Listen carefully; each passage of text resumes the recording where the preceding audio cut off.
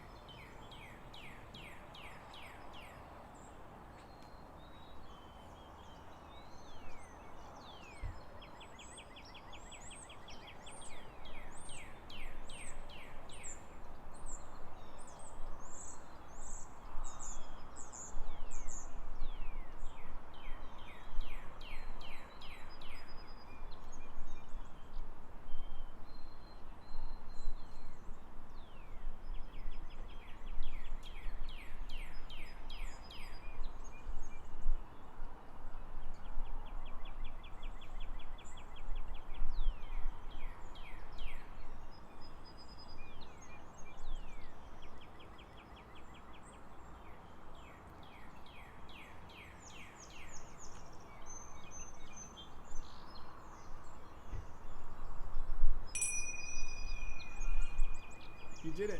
You wrote for 5 minutes straight. A couple of things that are, I guess, maybe normal to feel after a first free write. Thinking back to the first time I did free writing. Because there's like the pressure of the timer, I think sometimes I, like even doing it that time, my wrist got more sore than it usually does. And that's normal. And if you keep writing, you get used to it. Another thing I guess I would say is that like, if it's not, like if it's hard to do that, if it's hard to just continuously keep going, that's, I would think, a really good sign, because that means there's like, that's the gap for you is bigger than it is for somebody who can do it easily, which means that like, if you do this, there's so much growth that can happen in terms of your ability to think more clearly and fluently and with flow.